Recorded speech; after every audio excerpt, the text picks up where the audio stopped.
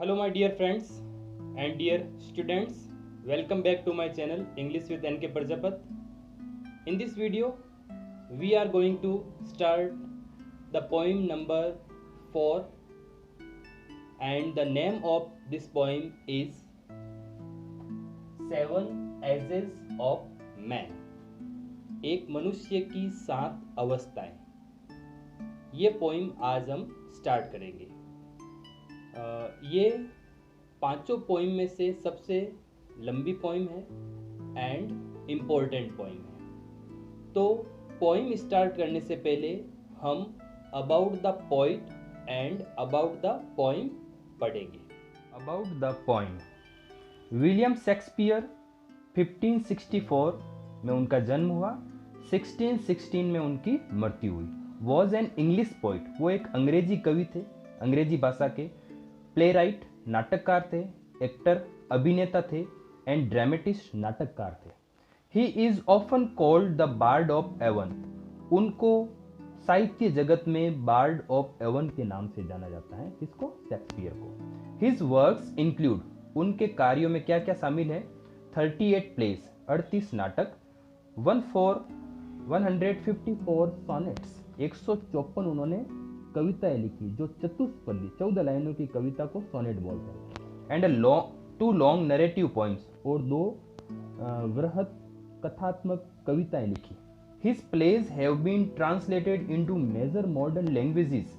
और उनके जो भी कार्य थे, जो भी उन्होंने लिखा, वो सब आज विश्व की मुख्य भाषाओं में, आधुनिक भाषाओं में ट्रांसलेट की गई है. And are perform the whole world. और उनके नाटकों को पूरे संसार में प्रस्तुत किया जाता है.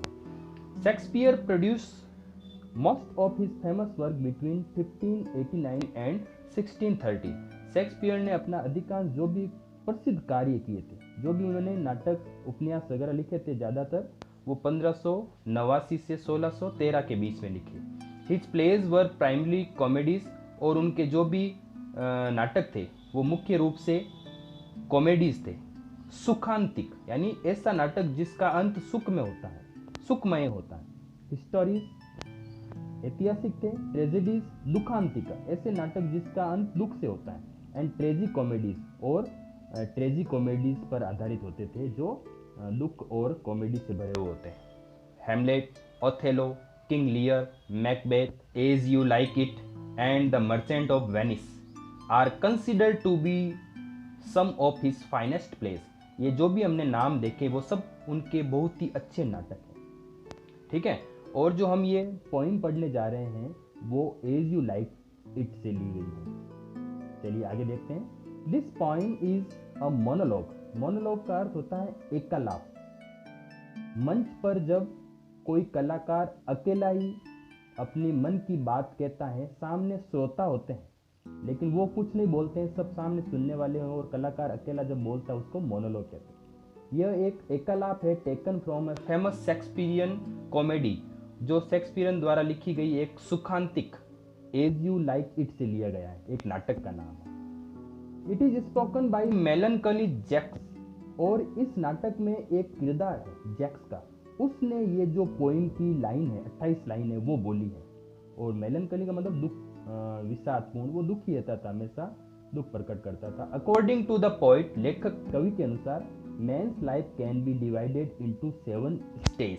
मनुष्य का जीवन जो है वो 7 अवस्थाओं में, चरणों में बांटा जा सकता है. ये 7 अवस्था आपको ध्यान रखनी है, याद रखनी है. फर्स्ट है इन्फेंट, शिशु. स्कूल बॉय, लवर, प्रेमी. सोल्जर, सैनिक. जस्टिस, न्यायाधीश. पेंटालोन, हास्यास्पद वृद्ध अवस्था या पतलून पहनने की अवस्था. एंड ओल्ड एज लास्ट में. It is one of the Shakespeareans often quoted monologues.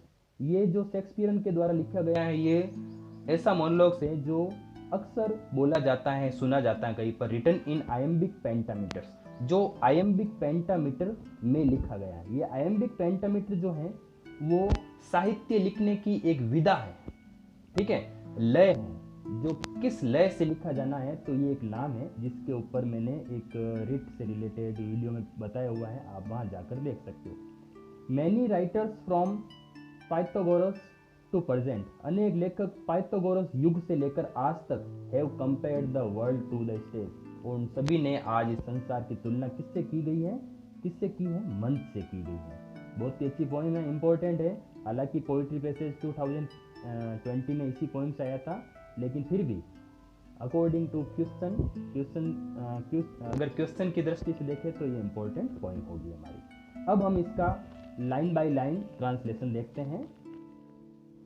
तो चलिए स्टार्ट करते हैं। Point number 4, 7 ages of man, एक मनुष्य की 7 अवस्थाएं। तो पोइम स्टार्ट करने से पहले यदि आप मेरे चैनल पर न्यू हो तो आप मेरे चैनल को पहले सब्सक्राइब कर लें।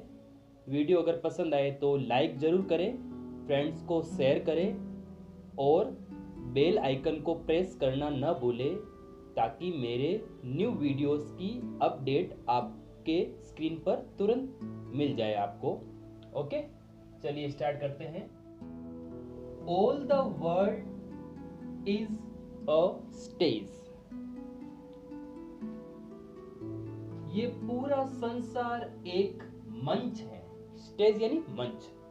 शेक्सपियर जो है वो इस पूरे वर्ल्ड को एक मंच से कंपेयर कर रहा है, मंच से उसकी तुलना कर रहा है। And all the man and women merely players, और सभी पुरुष और महिलाएं केवल कलाकार हैं। प्लेयर्स का यहाँ पर मीनिंग है कलाकार, आर्टिस्ट, कलाकार। तो ये पूरा वर्ल्ड तो एक मंच है और इस पर रहने वाले जो भी लोग हैं, पुरुष और औरतें, स्त्रियां, वे सब यहाँ के मंच के प्लेयर्स है, कलाकार है। They have their exist and their interest, और वे सब इस मंच पर, इस पृथ्वी रूपी मंच पर प्रवेश करते हैं। एंड एग्जिस्ट, निकलते हैं, प्रस्थान करते हैं। एंड वन, और एक व्यक्ति, इन हिज टाइम, अपने समय में, अपने जीवन में, अपने जीवन काल में, प्लेज मेनी पार्ट्स, अनेक भूमिकाएं निभाता है। His acts, और उन भूमिकाओं में निभाए गए कार्य, being 7 ages, वो 7 अवस्था में होते हैं। तो इन फर्स्ट 5 लाइन्स, इन 5 लाइनों में हमने क्या जाना कि शेक्सपियर ने इस पोइम के जो पोइट है, वो जो शेक्सपियर हैं, और वो कहते हैं कि ये पूरा जो संसार है वो एक मंच है। तो संसार की तुलना किससे की गई है? मंच से। और सभी मैन एंड विमेन की का कंपेयर किनसे किया गया है? प्लेयर से। तो ये पूरा संसार एक मंच है और जो भी स्त्री और पुरुष हैं वो सब इस संसार रूपी मंच के कलाकार हैं। और जिस प्रकार एक इंसान इस दुनिया में जन्म लेता है, दुनिया में आता है, उसी प्रकार से एक कलाकार भी मंच पर आता है और वो कलाकार अपनी प्रस्तुति देकर, और उसी प्रकार से एक मनुष्य भी अपने जीवन में अपने कार्य करके वापस मृत्यु को प्राप्त होता है। उसी प्रकार से वो कलाकार भी उस मंच से वापस निकल जाता है और वो अपनी भूमिकाएं निभाता है, अपने जीवन से, जीवन के जो उत्तरदायित्व है वो सब निभाता है। तो बहुत ही अच्छा एक कंपैरिजन शेक्सपियर के द्वारा इस पोइम में किया गया है।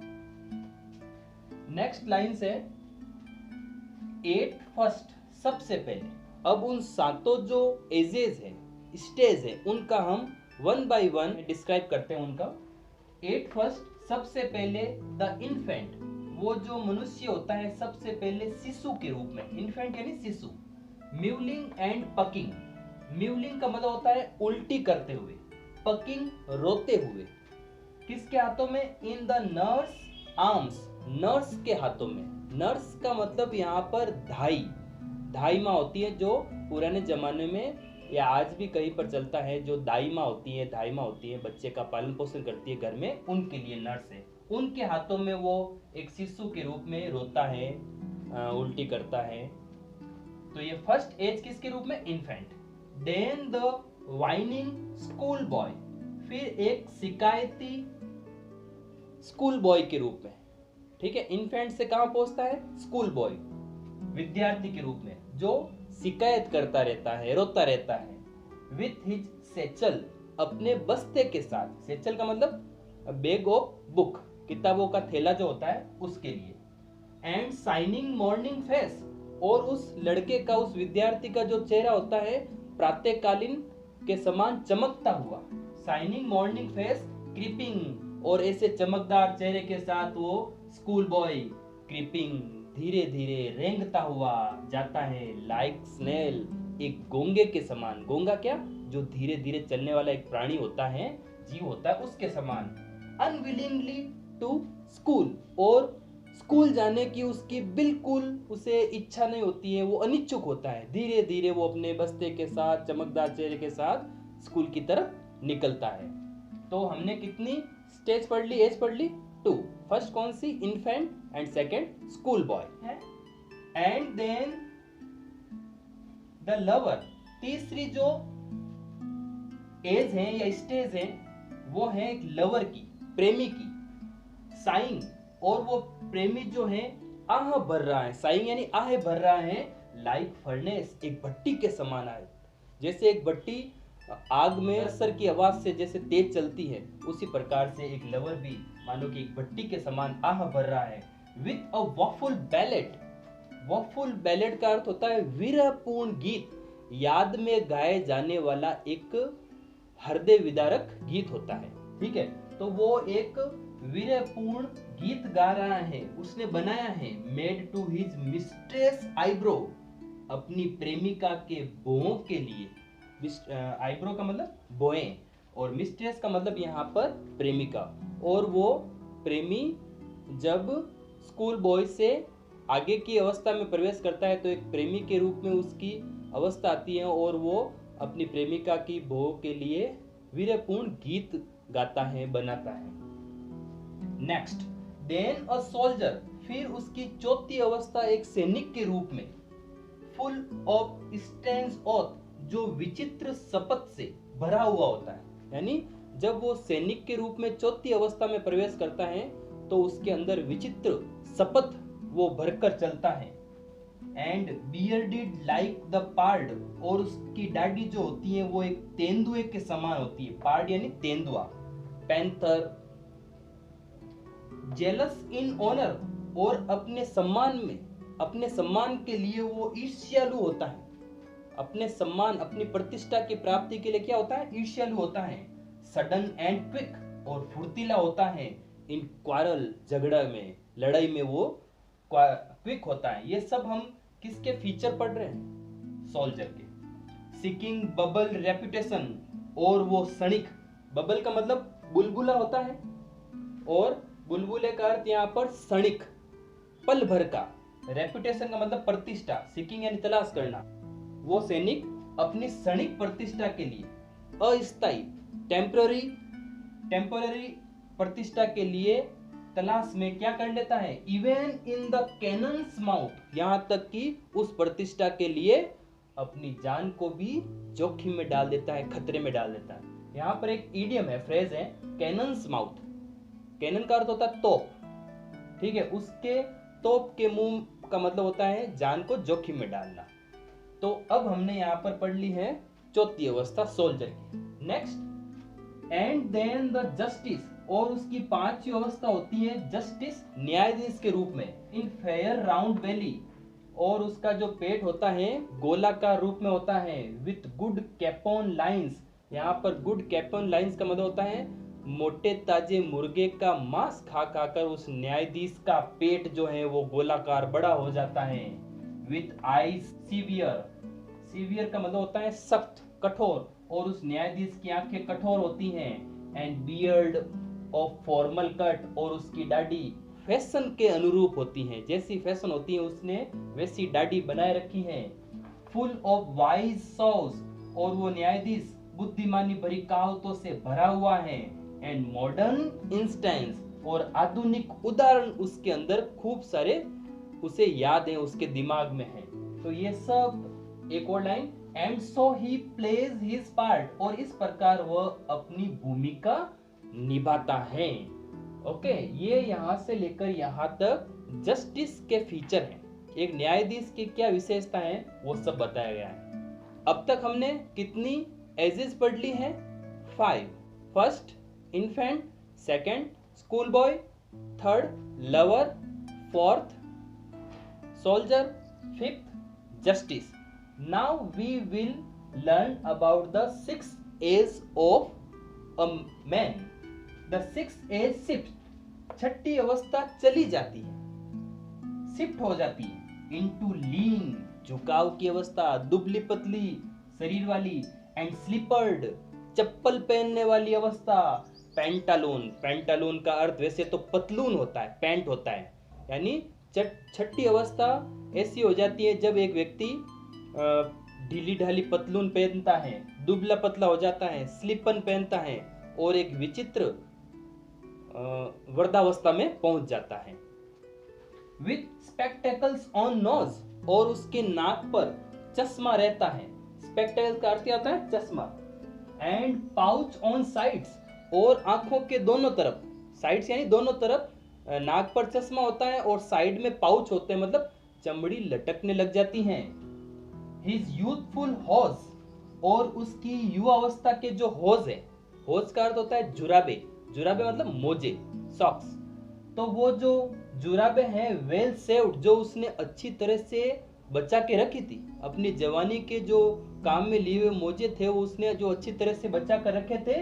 वर्ल्ड टू वाइड, ये एक फ्रेज है, इडियम है, जिसका अर्थ होता है ढीला हो जाना, और वे अच्छी तरह से बचा कर रखे गए मोजे क्या हो गए? ढीले हो गए हैं। फॉर हिज श्रंक सैंक, उसकी सिकुड़ी हुई टांगों के लिए, सैंक का मतलब टांग, घुटनों के नीचे पीछे की तरफ का हिस्सा जहां पर जो जुराबे पहनी जाती है, वो जो जिसको पिंडी भी बोलते हैं, वहां पर वो अब लूज हो गई है, मतलब उसका शरीर लीन हो गया है, दुबला पतला हो गया है। हिज बिग मैनली वॉइस, और उस व्यक्ति की बड़ी मर्दाना आवाज, मैनली मर्दाना voice, turning again towards childish, और फिर से बच्चे के जैसे टर्निंग बदल जाती है, हो जाती है, बच्चे के समान आवाज हो जाती है। ट्रिबल ऊंची, पाइप्स पतली, and whistles in his sounds, और उसकी आवाज में क्या बजने लग जाती है? सीटी बजने लग जाती है। ये उसकी कौन सी एज? 6th as. ओके, ये सबसे बड़ी है, इनमें सबसे ज्यादा बातें लिखी गई हैं 6th एज की। लास्ट सीन ऑफ ऑल, और इन सब में अंतिम दृश्य, दृश्य का अर्थ यहाँ पर एज, सबसे अंतिम अवस्था, इन सब की अंतिम अवस्था 7वीं अवस्था, दैट एंड्स, और वो अवस्था अंत कर देती है दिस स्ट्रेंज इवेंटफुल हिस्ट्री, इस विचित्र घटनाक्रम युक्त इतिहास का। एक मानव जन्म से लेकर अपने बुढ़ापे तक, अंतिम अवस्था तक जो भी उसने कार्य किया है, जो भी उसके जीवन में हुआ है, वो सब इतिहास का अंत हो जाता है। और वो जो लास्ट एज होती है, जब वहां पर उसके घटना युक्त इतिहास का अंत हो जाता है, इज सेकंड चाइल्डिशनेस, वो दूसरा बचपन होता है, सेकंड चाइल्डिशनेस। तो लास्ट एज का अगर दूसरा नाम कहें तो वो second childishness. And mayor oblivion, और इस अवस्था में वो और पूर्णतः विस्मृति की अवस्था आ जाती है। पूर्णतः विस्मृति की अवस्था मतलब सब कुछ भुलाने की अवस्था आ जाती है। और उस समय उस अवस्था में क्या हो जाता है? सेंस स्थित, वो व्यक्ति बिना, सेंस यानी के बिना, विदाउट का सिमिलर है, दांतों के बिना हो जाता है। सेंस आइज, बिना आंखों के हो जाता है, मतलब आंखों की दृष्टि चली जाती है, नजर चली जाती है। सेंस टेस्ट, और टेस्ट भी नहीं रहता है। सेंस एवरीथिंग, और प्रत्येक चीज के बिना हो जाता है। ये हमने आज हमारी पोएम नंबर 4, और अगर पार्ट के लेसन में देखें, नंबर में देखें, तो ये लेसन नंबर 15 हुआ हमारा कंप्लीट। नेक्स्ट वीडियो में हम लास्ट पोएम क्लियर करेंगे, और उनके बाद में नेक्स्ट वीडियोस में हम क्वेश्चन आंसर आपको अवेलेबल कराएंगे। ये आज की हमने पोएम क्लियर की हैं। आई होप कि आपको ये पोएम पूरी समझ में आ गई होगी। आप नोट करें, अपनी बुक पास में लेकर इसको रीड करें, और मीनिंग लिखते रहें और अच्छी तरह से समझें और आप अच्छे नंबर प्राप्त करोगे। Okay dear friends and students, thank you for watching this video.